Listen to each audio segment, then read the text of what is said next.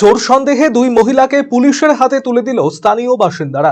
জানা গিয়েছে, বুধবার সকালে দুই অজ্ঞাত পরিচয় মহিলা ডালখোলা দেশবন্ধু পাড়ায় ঘোরাঘুরি করছিল। বেশ কয়েকবার ওই দুই মহিলা বিভিন্ন বাড়িতে ঢোকারও চেষ্টা করে বলে অভিযোগ স্থানীয়দের।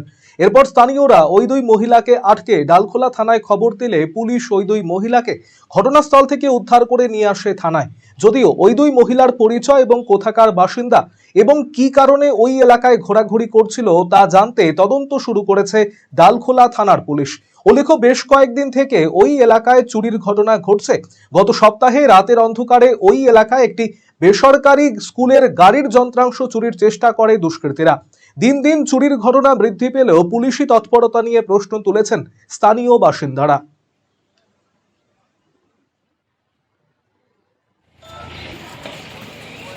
আমি বাড়িতে শুয়েছিলাম, তো ঘটনা আমি শুনতে পারলাম এখানে চোর আসছে। লেডিস চোর কি আমি জানি, মেয়ে ছেলে চোর।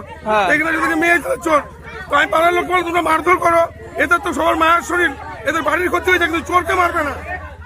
আমি বললাম দুজন থাপড় মারতে দেবো, আমাকেও মারতে দিচ্ছে না। এরকম বিরক্ত করে হচ্ছে আমাকে। আমরা বলে মারি ফেলবো কে?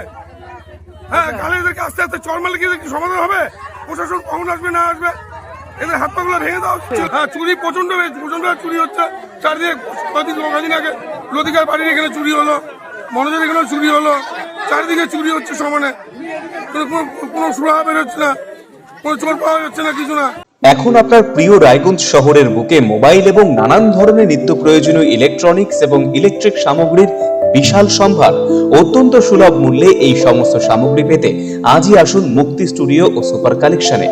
Surya, Khaitan, Kent, Nokia, Oppo, itel, Realme, T Series সহ নানান বিখ্যাত কোম্পানির সুপার কালেকশন আপনার মন জয় করবে। তাই মনের মতো fan, electric iron, geyser, water purifier, sound system, TV, washing machine সহ বিভিন্ন কালেকশন পেতে আজই চলে আসুন রায়গঞ্জ স্টেশনের সম্মুখ ও উকিলপাড়া কমল টকিজ সংলগ্ন সুপার স্টকিস্ট মুক্তি স্টুডিও ও সুপার কালেকশনে। মুক্তি studio and super collection, station road, Mohanbati, Raiganj.